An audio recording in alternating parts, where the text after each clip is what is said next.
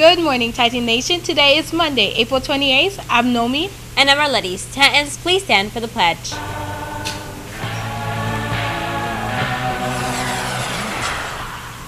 I pledge allegiance to the flag of the United States of America and to the republic for which it stands, one nation, under God, indivisible, with liberty and justice. Please be seated. Titans, remember, have pride in our school and pride in yourself, and do the right thing. Pay attention, those students who did not attend the AP Bubble Party on Friday. You need to meet in the Media Center after school on Tuesday with Dr. Walcott. Freshmen, sophomores, and juniors, are you interested in a service learning position earning volunteer hours at Gghs Place next year? This would involve 2 days per week after school and gives you great opportunities. Applications are available in guidance. Juniors, Gghs Place is offering paid intern positions for students in need with a minimum GPA of 3.0. If you would like to apply for this opportunity, please pick up an application and guidance. Both applications are due to guidance by May 8th. Seniors, Golden Gate Kiwanis is offering scholarships to students that value community service. Please stop by guidance for an application or print out the CCPS scholarship application from the website. An essay answering what does community service mean to you must be included. Applications must be turned into guidance by April 30th. Attention 10th grade students. There is still space available at the annual Hobby Leadership Conference at Lynn University from May 29th to June 1st. There is a fee involved to participate. Please see Ms. Correa in guidance for more details. Are you active in promoting diversity awareness in the community and have a GPA of 3.25? Then please go to Mrs. Pierre's room 5236 to pick up an application for the Kelvin Sang Memorial Scholarship for Leadership and Diversity right away. The Learning Works Foundation is offering a summer suite of academic opportunities, which will be provided by the MathWorks tutoring and the How the Weather Works. These cover grades 3 to lower level college. If you want more information, visit the following website on the screen. And now, over to Ms. Ana Maria for a message about FAFSA. Good morning, Titans. I wanted to remind all seniors to complete FAFSA if you have not done so already. The deadline for filing taxes has passed now, so if this was the item that was holding you back, please go ahead and fill out the form now. I also wanted to remind all seniors that the deadline for submitting the FAFSA confirmation email is on Wednesday, April 30th. If you are a senior and you want to enter for a chance to win a new iPad and a chance to win a $2,500 scholarship, you must complete a FAFSA form and turn in an email confirmation to me in room 107 no later than next Wednesday. If you have any questions about the FAFSA form or about the drawing, please come see me. Have a good day. And here are today's clubs. Monday, Monday, so good. Hey Titans, do you like music? Mrs. Pardee is looking for talented students to join choir and orchestra for next year. Even if you've never played an instrument or sang before, you can sign up and we will teach you how. Please see your guidance counselor or Mrs. Pardee in room 2120 if this is something you are interested in. Now over for what's happening on the sports scene at the gate. If you want to join the Titan Groundbreaker Step Team for the 2014 through 2015, attend tryouts April 30th in Building 3 downstairs. Remember to bring proper shoes. Don't forget that the yearbooks are still on sale for $75 and are only $65 with a $10 coupon. Have a great day, Titan Nation. And if you want, you can stay tuned for CNN. It's April 28th, 2014. I'm Carl Azouz. This is CNN Student News. 10 minutes of current events with no commercials. First up today, a prime minister resigns. The official from South Korea took responsibility for the sinking of a ferry on April 16th. The ship was headed to a tourist resort off South Korea's coast when it tilted suddenly and eventually sank. Officials aren't sure yet why it went down so quickly, but of the 476 people aboard, only 174 of them survived. The captain and 14 crew members have been arrested. There's a criminal investigation going on right now. Prime Minister Chung Hong-won says the country's government didn't respond quickly enough to the disaster and that it disappointed the public. He wasn't South Korea's leader, that's the president, but the Prime Minister's action is the highest profile resignation following the accident. In Vatican City, history was made yesterday for the Roman Catholic Church. John the 23rd and John Paul II, men who led that church, were canonized or declared saints. Pope Francis called them men of courage, for whom God and faith were more powerful than the tragic events of the 20th century. This was the first time that two papal canonizations happened at once. Also the first time that two living popes attended the ceremony. Current Pope Francis and Pope Emeritus Benedict XVI, who resigned last year. Teachers, for more on the canonization's significance, please look up Thursday's show in our online archives.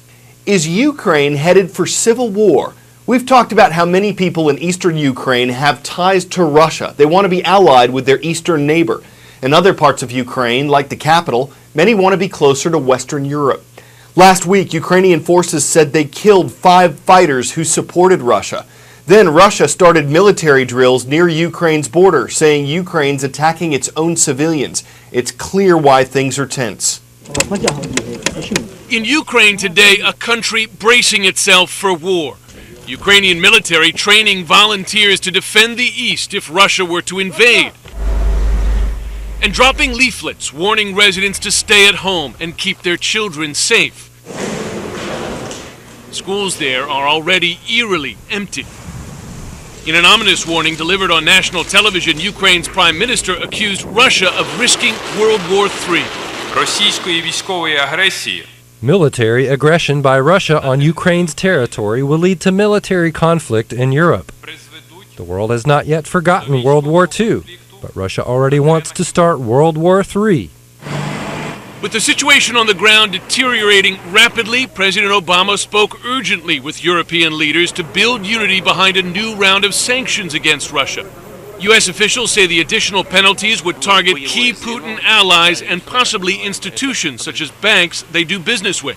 But even as officials drafted the final language, the president conceded such measures are unlikely to deter Russian aggression. I think it's important for us not to anticipate that the targeted sanctions that we're applying now necessarily solve the problem. What we've been trying to do is to continually raise the costs for Russia of their actions while still leaving the possibility of them moving in a different direction. For their part, Russian leaders continue to accuse the U.S. of orchestrating the crisis. There can be no one-sided demands here, and we are being presented them. First of all, I mean the United States of America, which has an outstanding ability to turn everything on its head. We're wrapping up our Financial Literacy Month coverage. We've been talking about terms that are especially useful if you're considering higher education. Today's is related to saving for that. It's 529, as in 529 Savings Plan. This is a kind of account that's usually set up by a relative. It's a way to save money for most forms of higher education, like college or trade school. And while the plans are different depending on the state they're based in, they usually provide some tax advantages for those who invest in them, so they can save money while they're saving for their children's college tuition. Time for the shout out. The scale that measures the intensity of tornadoes is named for what scientist? If you think you know it, shout it out. Is it Herbert Saffer, Charles Richter, Theodore Fujita, or Robert Simpson?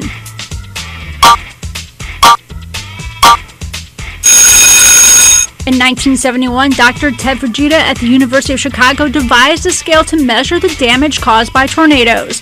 That's your answer, and that's your shout out. Today, scientists use the Enhanced Fujita, or EF scale, to classify tornadoes. It estimates wind speeds of tornadoes based on the damage caused. For instance, an EF tornado, the lowest rating, may have winds of 65 to 85 miles per hour and may lightly damage some roofs. An EF5, the most intense, has winds of over 200 miles per hour and can destroy entire buildings. The EF scale will be one tool storm trackers have with tornado season ramping up. The U.S. sees some of the most violent and destructive storms in the spring, sometimes producing large tornadoes. In fact, less than 2 weeks after the Moore, Oklahoma tornado struck, another hit El Reno, about 30 miles away. The El Reno tornado ended up being the widest tornado recorded in history. Both towns, in fact the entire state of Oklahoma, lie in a place called Tornado Alley. Tornado Alley typically refers to a large area of the central United States, basically the Great Plains, and it's the topography of that region of the country and really the topography of North America that sets up the conditions in which severe thunderstorms and tornadoes can form. This area is more prone to tornadoes, especially in the spring. Greg Carbon is a meteorologist for NOAA's Storm Prediction Center. He says it's when the ingredients collide in this area that oftentimes create the perfect storm. The Rocky Mountains across the western United States and then the Gulf of Mexico providing warm, moist air. This environment sets up weather systems that can produce long-lived, large thunderstorms that are associated with tornadoes. But so far this year, we haven't seen as many tornadoes. In fact, the March tornado count is one of the lowest on record. On average, 80 tornadoes touched down in March, and this year only 21 were reported. Corbin says you can partly thank the brutal winter for the low tornado numbers. There's a relationship between colder air masses and the lack of fuel for thunderstorm development. And also below normal temperatures across the northern Gulf of Mexico have prevented that fuel from being brought up into parts of the plains in the southern United States. Just because severe weather season is getting off to a late start, it doesn't mean it will stay that way. Nonetheless, all meteorologists hope you will be aware, live prepared, and have a plan in place in case nature decides to put on a show. In order to get a thunderstorm to mature and develop, you've got to have the perfect ingredients in place. Think of it like baking a cake. If you leave out one ingredient, it's not going to work. So in the case of a thunderstorm, you've got to have a triggering mechanism, cold front, a dry line, something to trigger these storms. You also have to have very strong winds in the upper levels. Now, once this happens, you need warm, moist air from the south. We get that out of the Gulf of Mexico, and then dry air coming in from the west. You also need wind direction change with height. When all of these ingredients come together, we can get some very strong and violent storms like we a lot of times see in the spring.